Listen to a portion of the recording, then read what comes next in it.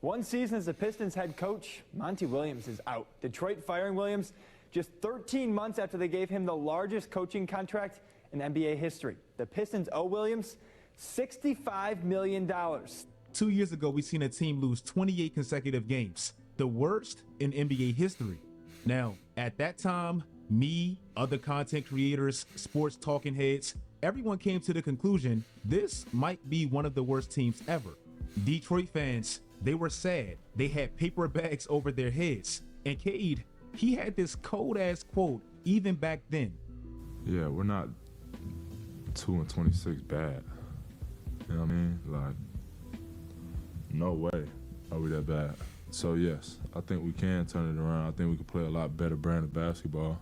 Now, what makes this quote so tough to me is simply where Detroit is now and obviously how this quote aged. Yeah, that's crazy. I ain't gonna lie. Detroit #1 in the East. Like I said, I've been watching basketball all year, but just for them to be #1 in the East, kind of crazy. Who missing? Is it Cavs still around? Celtics done.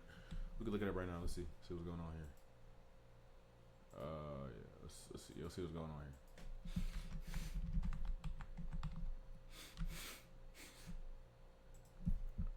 I think I pressed the wrong thing. Okay. The Raptors are #2. Yeah, this is insane, bro. I have not been watching basketball. Like, some of these teams, some of this ain't going to sustain the entire season. But Pistons being #1, you got to give them props, bro. They came from nowhere, bro. They came from, like, I think they went a whole month without winning, bro. Like, you got to give them props from where they at right now. Can they keep it up?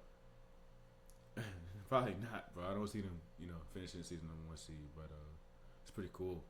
Heat #4, like, this is disgusting. The Raptors are #2 with Grady Dick. I don't know. Like, I don't know what's going on with the NBA. I think certain teams just aren't, like, a lot of teams just dropping off. They ain't playing up to their potential. Like with the star power. The star power should have some of these teams up in here, you know what I'm saying? Like, but, a lot of people don't have. Like, basically, what's going on is the league is transitioning from a star league where you got to have a lot of stars to win games to a role player, gritty, glue guy league. You got to have glue guys. You got to have elite role players. You seen it with the Pacers because now that's what's going on, bro. That's why some of these teams, like the Raptors #2, because they got some unparaded role players. They got guys that guard. They got guys that can get buckets. They got some underrated gems. And that's what the league is changing to. If you don't have that, you just have stars, you'll be right here at 11. Or you're going to be, you're just going to be right here with the Bucks at 11, struggling, in the middle of the pack. The league is transitioning to just elite role players. Let's see. And they're 2 in the East. This is crazy, bro. This is crazy. I haven't watched the NBA in a while, but that's crazy, bro. I ain't gonna lie. Props to the Pistons, though, man. It's crazy. If you actually remember the game where Detroit tied the record for the most consecutive losses, they literally played the best team, and they probably should have won. Yo, what is that? What is that? Boston, they were down 20. Why is there a line on his screen, bro? Is that his screen? And they needed overtime to beat them. And even through all those dark times for Detroit, they still had this guy. Literally just 2 years later, Detroit, now they're at the top of the conference. They have the longest active winning streak. And unfortunately for me, I believe we might actually be watching the worst team ever. And they don't have that guy. We fouled when we shouldn't. We didn't dig in when they were made certain runs. That was disappointing on all of our end. Bro, I believed in the Wizards, bro.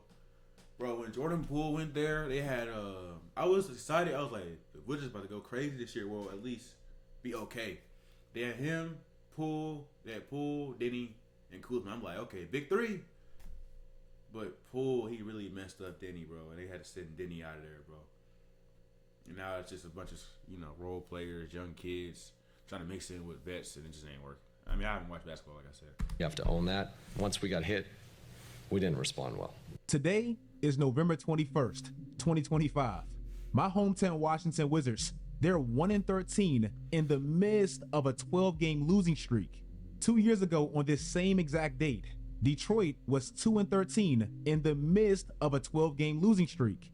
But no, the Wizards, ours is much worse. And unless the draft gods smiles on this city and most importantly this organization, it's not really getting much better. Even through Detroit's 28-game losing streak, and even with how bad they were, these were the worst point differentials at that time ever. Detroit, yeah, they were bad, but they weren't even top 5 even at that time. And they had Cade, who can legit be an engine for an offense which every team desires. Now, just 2 years later, this is what it looks like. The Washington Wizards, they're on pace to be arguably the worst team ever. The reason why I emphasize the draft gods is because last year, it was literally the exact same thing. And this is where we drafted. I just showed you the worst Who did they draft? I don't remember, dog. margin of losses per night ever. And Washington right now, they're currently on pace to be number 1. If you go down 5 spots, you literally see last year's team. That's crazy. Now, why is this team so bad from a basketball standpoint right now? Well, they don't really have the best coach. They're abysmal defensively. And the reason why I keep emphasizing Detroit, even through their struggle years, still having Cade, is because everything Cade provides for that team offensively is everything Washington lacks. The 2024 NBA draft, it was looked at as a relatively weaker draft. The Wizards so far, they won that draft class, and it's not really that debatable. People legit thought Alex Sarr was a bust after the Summer League, and definitely after that first half of last season.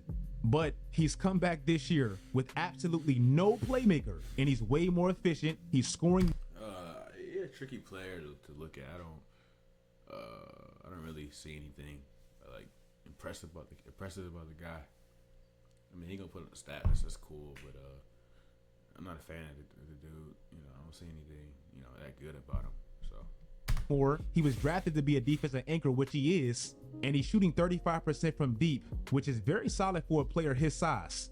Keyshawn George in year 2, he's been He's good. He's solid. a very efficient third scoring option for this team.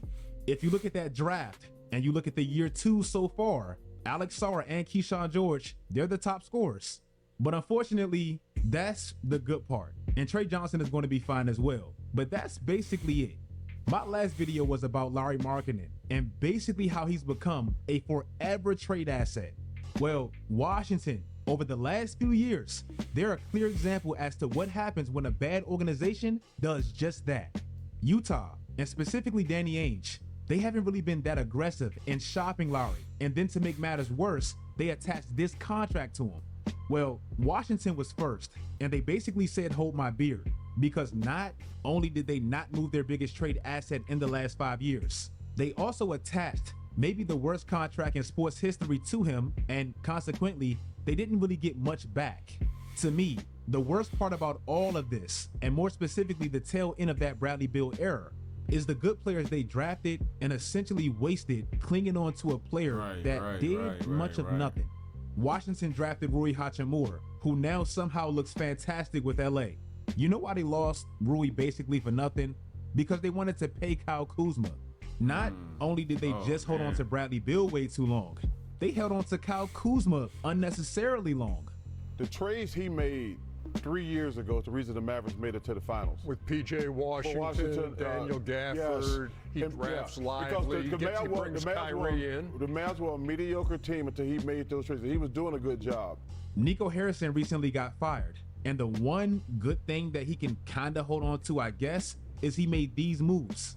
But the only reason Nico was even able to execute those moves is because Washington let Kyle Kuzma decide, I don't want to go to Dallas. So the Washington Wizards actually gave Bradley Beal a no trade clause, and in pencil basically gave Kyle Kuzma a mini one. That's ultimately what they did at the 2024 trade deadline when Kyle Kuzma's stock was at its absolute highest. Then last year, when everything drops for Kyle Kuzma, they move him for Chris Middleton. With the 9th pick in the 2020 NBA draft, the Washington. He making some good points about what they could have did. I mean, I never looked at it like that, bro. You breaking it down good. Switch out, you breaking it down greatly, bro. Well, great. Wizards select Denny Avdia. Oh, And in 2020, the Washington Wizards did draft this guy.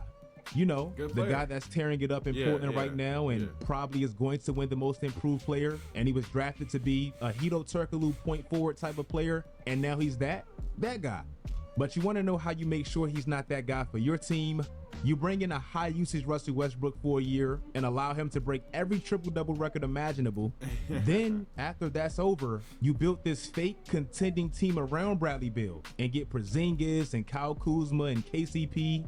Then, for whatever reason, even with those pieces, you basically get nothing back when you finally decide to unload them. So Denny, who might win the most improved player, this is what his opportunities look like with Washington, and this is what they now look like in Portland. This is the blueprint of how you mismanage your franchise and ultimately become the most unwatchable team in basketball. And I'm not just saying they're unwatchable. Last year, they ranked dead last as far as attendance, and this year, where do you think they are? If you look at Washington this year, Keyshawn George is leading them in assists. That's one of the lowest leaders of an entire team in the sport. Down there with some of the worst offenses in the league. You combine that, a stagnant, stale-ass offense with a defense that's legitimately last in everything. And that's how you become arguably the worst team ever. Look at this schedule with me and tell me what possibly can stop this team from not reaching Detroit's bad record. Maybe Indiana, Memphis twice, I don't know.